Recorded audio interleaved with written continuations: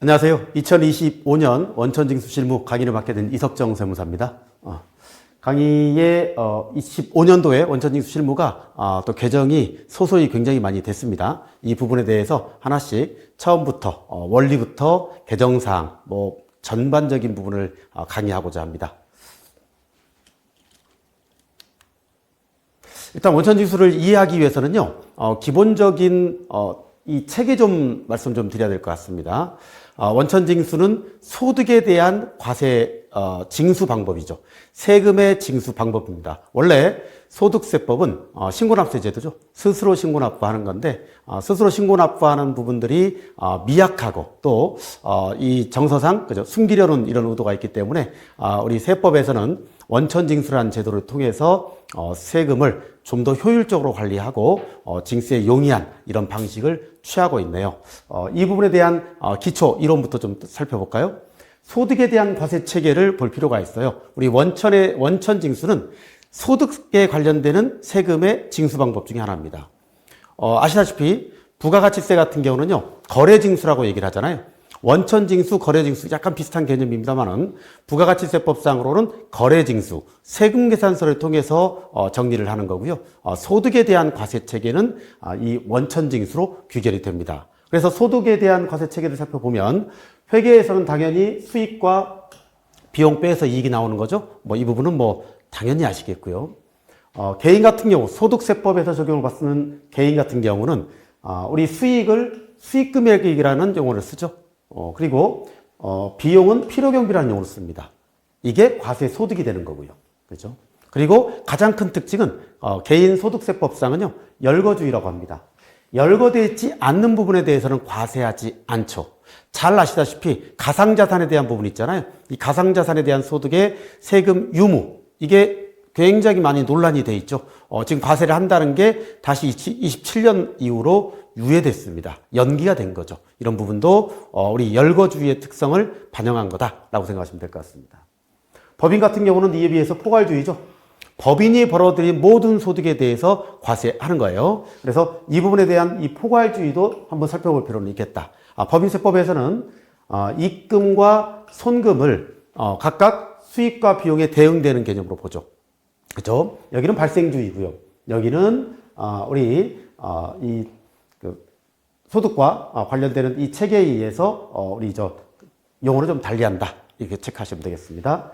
입금과 손금 빼서 과세소득이라고 명명합니다. 소득에 대한 우리 구체적인 과세 방법을 볼까요? 우리 소득에 대한 과세는 크게 법인소득이 있고 개인소득이 있죠. 법인소득이 있고 개인소득이 있습니다. 그 중에 법인소득 같은 경우는요, 우리 법인 같은 경우는 웬만하면, 그죠?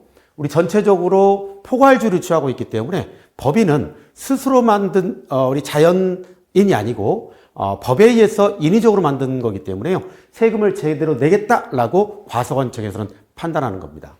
반면에 개인소득 같은 경우는 자연인이죠. 그래서 우리 소득의 징수 방법, 좀 더 효율적으로 징수할 수 있는 방법은 뭘까라는 거에 측면에서 본다고 하면요, 우리 개인소득에 대해서 주로 원천징수가 많이 작용됩니다. 여기에서는 소득세 과세 방법부터 살펴볼게요. 첫 번째, 소득세 과세 방법은 종합과세와 분류과세로 구분이 됩니다. 종합과세는 1년이죠. 1년을 기준으로 해서 이자, 배당, 사업, 근로, 연금, 기타 6가지 소득을 합산해서 과세합니다. 이 부분은 1월 1일부터 12월 31일로 명확하게 구분됩니다. 그죠? 사업연도로 구분되는 게 아니고요, 영년으로 딱 구분됩니다. 이 구분이 되고 나서 이 1년 동안 벌어들인 소득, 즉 이자부터 기타 소득까지 6가지를 다 합하죠. 원래 소득세는 익년도, 그 다음 년도 5월 1일부터 5월 31일까지, 성실신고 같은 경우는 어때요? 6월 31일까지 이렇게 신고 기간이 정해져 있죠. 그죠? 그리고 분류과세는 종합과세 외에 합산하지 않는다는 거죠. 이 6가지 소득 외에 퇴직, 양도, 금융투자소득 아닙니다. 이건 삭제됐고요. 그래서 퇴직소득과 양도소득에 관련되는 부분, 이렇게 이 2가지의 소득에 대해서 이 분류과세를 하고 있습니다. 특징은 1월 1일부터 12월 31일까지 퇴직한 그 한 해에 발생되는 퇴직소득을 전부 다 합해서 과세를 하는 겁니다. 연 단위로는 합산이 되는 거예요. 그죠? 그리고 양도소득도 마찬가지죠. 그 해에 팔아서 나온 차손익은 전부 다 합산하는 거다. 이렇게 생각을 하시면 될 것 같습니다. 세원 포착을 위한 방법은 거래징수는 말씀드렸고요. 자, 원천징수라는 게 지금 현재 배워야 될 부분입니다. 각 소득별로 원천징수제도를 활용하고 있죠. 그리고 소득의 지급자에게 원천징수 의무를 부여하고 있습니다. 소득 대상별로 원천징수 방법을 좀 구체적으로 한번 살펴볼까요? 법인 같은 경우는 이자 소득, 국내에서 발생하는 모든 소득에 대해서는요, 우리 원천징수라는 규정이 있습니다. 단순하게 보면요, 돈을 대출해주는 상대방, 그죠? 대출해주는 자가, 그죠? 일단 금융기관이냐, 아니면 금융기관이 아니냐에 따라서 구분이 되죠. 그래서 금융기관에서 빌려주면요, 이자 대출을 해주고, 그죠? 수입을 얻는 데가 금융기관이죠. 그러면 당연히 별도의 원천징수가 없는 거죠. 하지만 금융기관이 만약에 이자 소득을 우리가 은행 가서 그죠? 법인에서 예적금을 넣었어요. 그리고 우리 소득자가 그죠? 법인인 소득자가 소득을 얻게 되면 이 부분에 대해서는 15.4% 지방소득세 포함이죠. 원천징수 돼서 처리가 된다는 거. 그죠? 이렇게 참고하시고요. 그리고 이자는 국내에서 발생하는 모든 이자이기 때문에 만약에 금융기관이 아니야. 그죠? 법인이 돈을 이자를 얻었는데 사실은 개인한테 이 금융기관이 아닌 데 있죠. 금융기관은 대부업체까지 포함입니다. 그 금융기관이 아닌 데에 의해서 돈거래를 해서 이자를 가득했을 때 이때 원천징수는 어떻게 되냐면 27.5%라는 비영업대금의 이익이라는 명칭을 사용하게 되죠. 자, 구분해 보시고요. 이자소득이 있습니다. 그리고 배당소득 중에 전부 다 원천징수 있는 게 아니고 투자신탁분에 한해서 원천징수가 있습니다. 그러니까 법인은 아까 말씀드렸지만 법인은 소득을 얻었을 때 세금을 세무서에 적극적으로 낼 것이다. 굳이 관여하지 않아도 과세관청에서. 그렇기 때문에 원천징수는 좀 과세관청에서 효율적으로 세금을 거둘 수 있는 방법이 중에 하나인데 이 부분이 굳이 필요 없다. 대신에 이자와 배당소득 중에 투자신탁분만 원천징수 규정을 갖고 있습니다. 소득자 기준으로 말씀드린 거예요. 소득자 기준으로. 예를 들어서 법인이 주주인 상태에서 주주한테 배당을 해주잖아요. 투자신탁분이 아니기 때문에 원천징수 없이 지급하는 겁니다. 자, 이것도 참고해서 보시고요. 개인 같은 경우는 이자부터 6가지 기타 소득까지 그죠? 종합소득으로 과세가 되죠. 종합소득으로 이 6가지는 1년에 합산돼서 과세된다 이렇게 생각하시면 되겠고요. 퇴직소득도 원천징수가 있죠. 양도소득은 원천징수가 있는 게 아니고 예정신고라고 합니다. 양도소득에 대한 예정신고 제도를 운영하고 있기 때문에 굳이 예정신고가 필요 없죠. 다만 이 매수인이 내국법인이고 그죠? 판매자가 비거주자나 외국법인일 때 이때는 원천징수가 존재합니다. 그죠? 이 부분도 좀 체크해 보시기 바랍니다. 자, 구체적으로 볼까요? 이자는 분명히 소득자가 개인이야. 그러면 은행에서 이자를 통해서 얻었어요. 그러면 적금을 넣어서 이자를 받았어요. 그러면 15.4. 하지만 금융기관이 아니다라고 하면 27.5%가 원천징수가 되죠. 자, 이런 거. 배당도 마찬가지입니다. 배당도 우리 지급할 때 항상 우리 3월 달에 법인세 신고 때 주로 주주총회를 통해서 정기배당을 하죠. 우리 법인 결산하면서 배당해 주는 게 이제 정기배당입니다.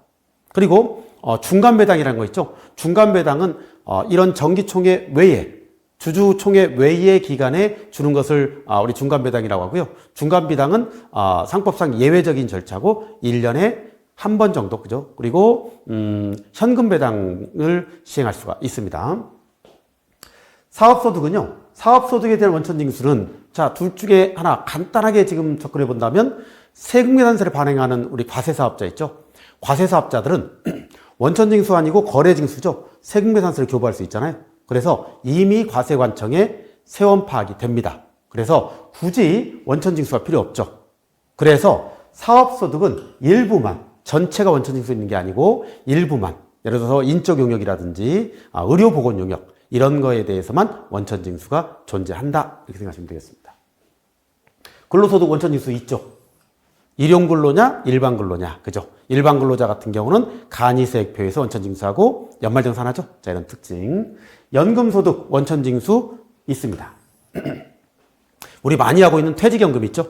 자, 이런 부분들. 기타소득 원천징수가 있죠. 퇴직소득 원천징수가 있죠. 양도소득 일부 있다고 말씀드렸습니다. 자, 이렇게 이 법인보다는 개인한테, 소득자가 개인인 경우에 주로 많이 적용되는 게 원천징수다라고 생각하시면 되겠습니다. 원천징수에 관련되는 개정세법을 좀 살펴볼까요? 개정세법 중에 제가 좀 봐야 될 거, 제가 화면상으로는 여러 가지 내용 중에 우리가 꼭 원천징수에 봐야 될 것만 좀 추려봤습니다. 시간상. 국세기본법에 나와 있는 건데요. 1번입니다.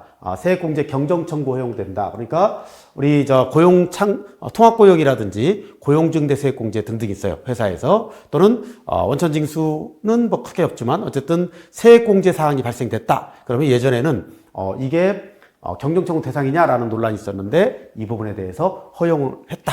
공식적으로 허용을 했다. 이렇게 보시면 되겠습니다. 조금 이 주의해 봐야 될 것은 25년 1월 1일 이후 개시하는 부분부터인데 12월 31일까지 우리 만약에 25년 이후에 그죠? 2월 공제 가능한 세액이 있잖아요. 이런 것들은 25년 말까지 경정청구를 허용해서 좀 더 이 과거 것도 소급해서 인정을 해주고 있다라는 부분 참고하시기 바랍니다. 소득세 부분인데요. 죄송하게도 제가 지금 화면을 체크하면서 이 색깔 표시는 무시하기 바랍니다. 색깔 표시는 제가 이 중요성이 있어서 표시한 건 아니고 개정 작업하면서 지금 개정하자마자 바로 이 촬영을 하고 있기 때문에 나오는 부분이라고 생각하시고요. 그냥 없다 생각하시면 되겠습니다. 자, 거소를 둔 경우 거주자의 판정 기준을 보완했습니다. 우리 거주자인지 비거주자인지 되게 애매하죠. 불편하고요. 그 다음에 되게 까다롭습니다. 나라 간의 문제이기 때문에 이게 굉장히 좀 다툼의 소지도 굉장히 많거든요. 그래서 매번 변경이 되고 있죠. 예전에는 183일을 어떻게 뒀냐면요. 1과세 기간 중으로 뒀어요.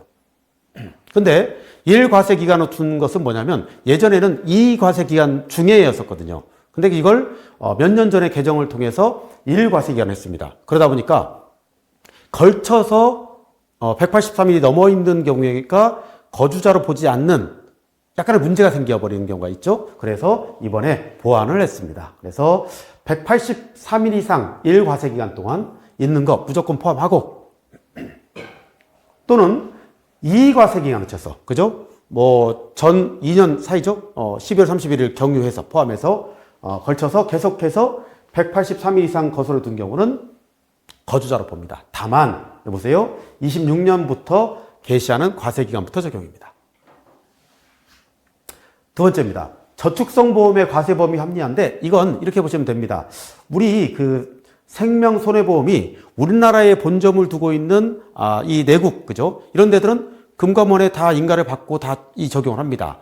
물론 근데 외국계 보험사들이 있어요. 그리고 뜻하지 않게 저축성 보험이 계속 개발이 되죠. 또 발전이 되고요.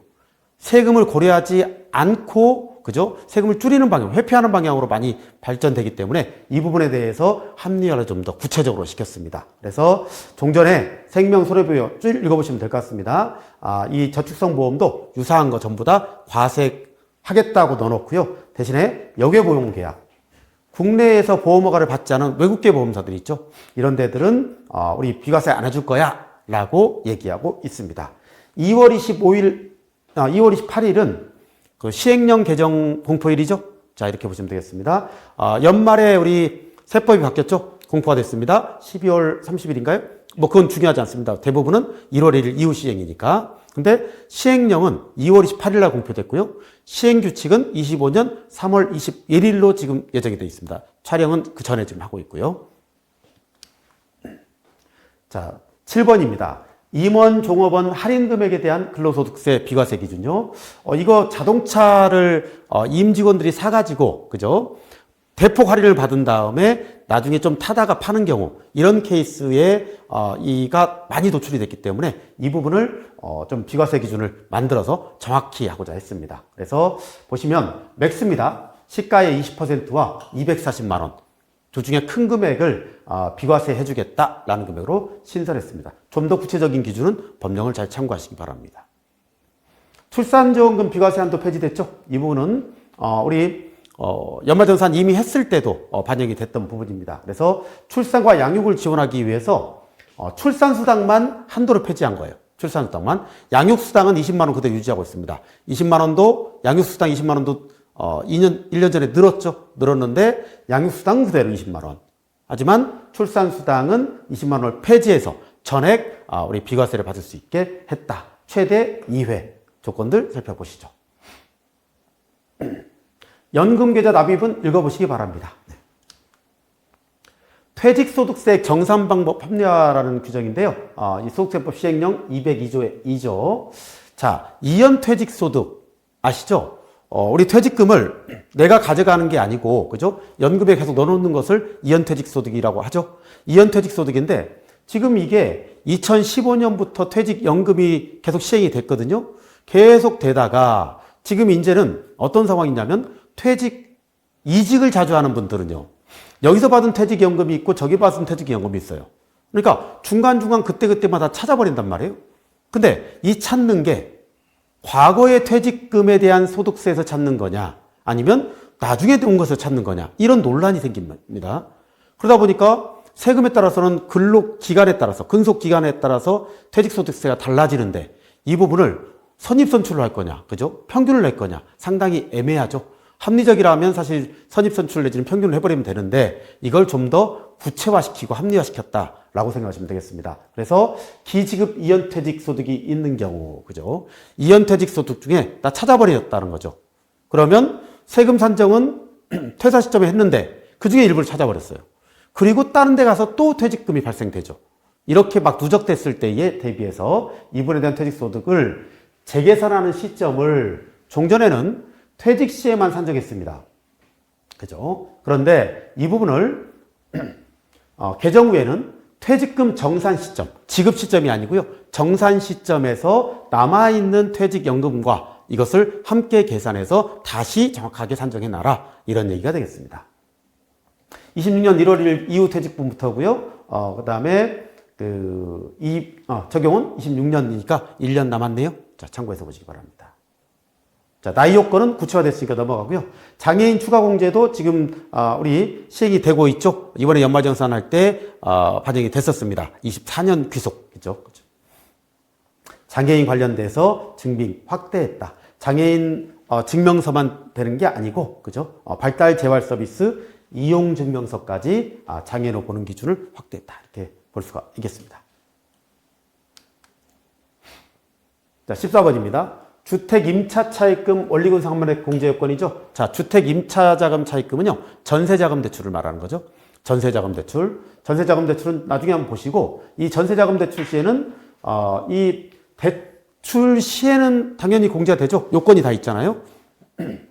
뭐 3개월 내에 그죠? 전입하고 차입하고 뭐 이런 요건이 있습니다. 이런 것들에 대해서 대환 대출할 때는 그죠? 대환 대출할 때는 처음 대출 받을 때 요건이 있었고 연장할 때도 해줬었거든요. 근데 대환에 대한 규정은 없었어요. 그래서 이 부분을 합리화시켜줬다. 그래서 대환도 종전의 요건 범위 내에서 적용받을 수 있도록 개선했다. 그래서 25년 이후 연말정산이니까 24년 귀속도 들어갔다라는 거 참고하시기 바랍니다. 15번요.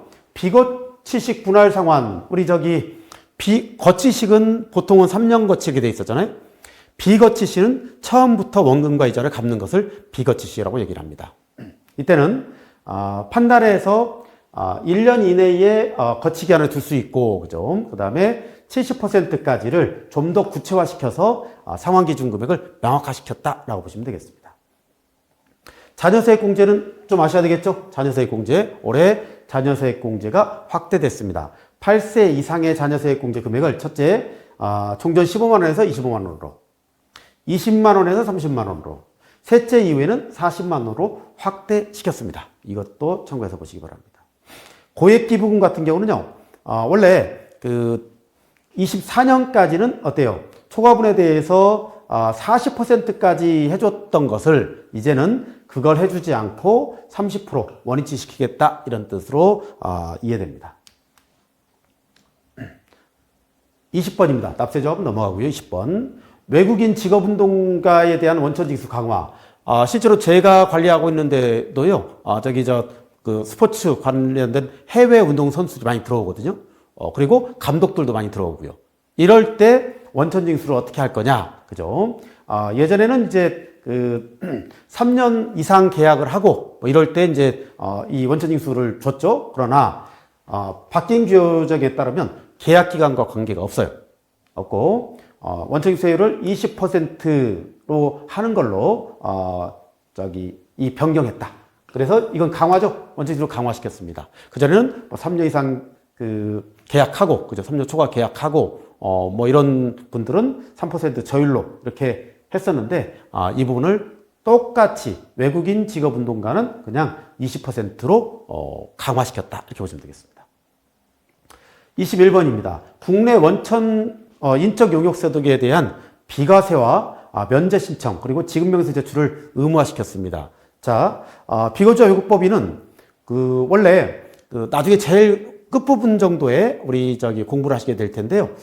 우리 지급명세서라는 게 결국은 뭡니까? 우리 사후 관리를 하기 위한 서식이잖아요. 그죠? 그래서 그 사후 관리 서식인데 비과세 면제 신청하고 그다음에 제출을 면제시켜줬던 것을 이번에는 국내 원천이라고 하면 국내에서 발생된 인적 용역 소득, 그게 사업소득이든지 아니면 근로소득인지, 그죠? 여기에 관계되는 소득은 조세조약상 비과세 적용 신청, 면제 신청을 반드시 해야 비과세 해주고, 다만 지급명세서를 의무적으로 제출해서, 즉 지급명세서를 제출하면서 관리를 철저히 하겠다라고 이 면제 대상에서 제외시켰다. 대신에 26년이죠. 시행 시기는 잘 보시기 바랍니다. 올해 25년부터 바로 시행되는 게 아니고 26년부터 시행이 된다라고 보시면 되겠습니다. 2번입니다. 이건 이제 조특법에 해당되는 내용이네요. 2번. 참, 여기에 보시면 페이지 이렇게 돼 있죠. 우리 15페이지라고 딱 돼 있는데요. 저희가 굳이 얘기하지 않더라도 우리 교재 있죠. 교재에서 이 페이지를 찾아가서 보시기 바랍니다. 자, 우리 2번. 핵심 인력 성과 보상기금 소득세 감면 요건 완화입니다.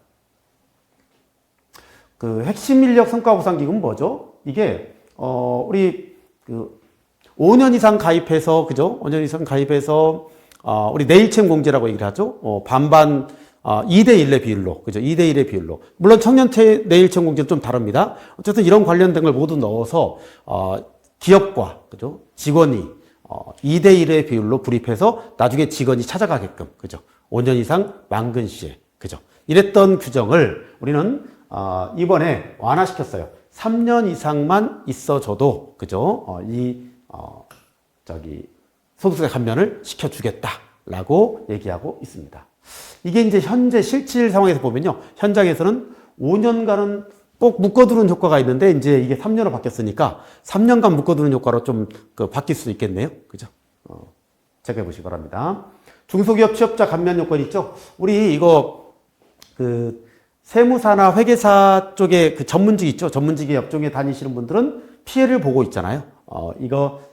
이 청년 취업자 감면, 안 되는 업종에 세무사 회계사가 있는데, 우리 관세사법에 따른 통관업, 가상자산 매매 중개업, 수의업, 부동산 임대업, 여기를 감면 제외업종으로 추가 제한시켰다. 그리고 25년 2월 28일 시행령이다 보니까, 그죠? 2월 28일 이후에 취업하는 분부터 적용입니다. 이 취업하는 분부터니까 이 요건 자세히 보시기 바랍니다. 그죠? 그전에는 괜찮다. 뭐 이런 얘기가 되겠습니다. 고향사랑기부금 세액공제 적용 한도 확대가 됐죠? 이건 24년도에 발표가 됐던 자료입니다. 그래서 이 500만 원에서 2천만 원까지, 그죠? 고향사랑기부금 저도 했었습니다만은 지금 이 기부하는 율이 굉장히 높죠. 이게 사실은 먼저 시작된 데들이 일본이라 이런 데들이거든요. 이런 데들은 굉장히 많은 혜택과 유인책을 많이 줍니다. 그래서 성공을 거뒀기 때문에 우리나라에서도 기대되는 제도 중에 하나인데 2천만 원까지 늘었다. 그리고 세액공제율이 10만 원까지는 전액이죠. 10만 원까지. 초과하는 부분에 대해서는 종전 15%였는데 이 특별재난지역에 한해서 30%로 늘려줬다. 2배 인정해준다라고 보시면 되겠습니다. 특별재난지역은 그때그때 선포되니까 항상 그 지역 이건 아니죠. 그죠? 재난지역은 뒤에 나올 겁니다. 5번입니다. 소기업 소상공인 공제부금. 그죠? 노란우산 공제죠. 노란우산 공제. 노란우산 공제의 소득공제 한도를 증가시켰습니다. 이건 굉장히 이게 상당히 2014년인가요? 이때부터 돼서 역사를 11년 이상 역사를 자랑하고 있는 제도인데요. 점점 가입자가 늘어납니다. 그래서 좀 더 활성화시키기 위해서 한도를 늘린 걸로 보여지네요.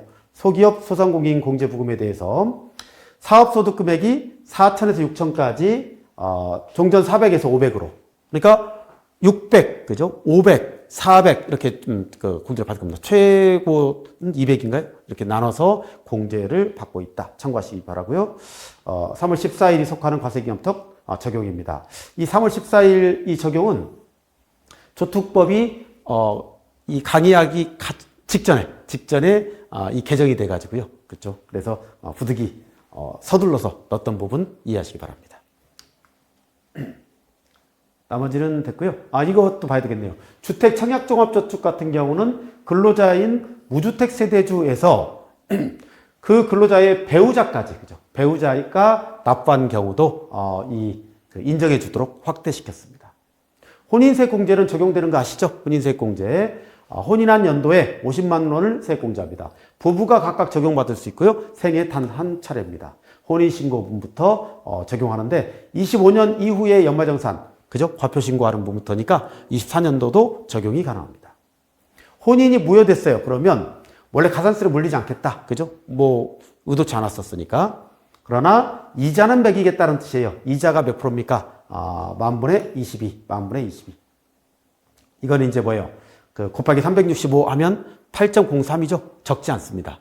이게 사실은 납부지형 가산세율이죠. 그러니까 명칭은 가산세 아니야 라고 하면서 이자는 상당히 많이 물리고 있다. 이렇게 생각하시면 되겠습니다. 수영장, 체력달 연장 시설 이용료, 신용카드 소득공제가 확대됐으니까 이 부분 참고하셔가지고 활용하시기 바랍니다. 25년 7월 1일 이후 체육시설을 이용하기 위해서 지출한 금액을 얘기하는 거죠. 그러니까 그 전에 먼저 결제하지 마시고 이날 이후에 결제하도록 하시기 바랍니다. 자, 여기까지 해서 제가 개정세법 내용을 봤습니다. 자, 원천징수를 정리하면 원천징수는 소득에 대한 과세 세금 징수 방법 중에 하나입니다. 소득에 대한 과세는 자연인과 법인, 법인과 자연으로 딱 두 가지로 구분돼요. 법인은 법인세, 그죠? 자연인은 소득세, 법인은 포괄주의, 그 다음에 소득세법은 열거주의에 의해서 특히 소득세법, 소득자가 개인일 때 원천징수가 활용도가 굉장히 높다. 그죠? 첫 시간 마치겠습니다. 수고하셨습니다.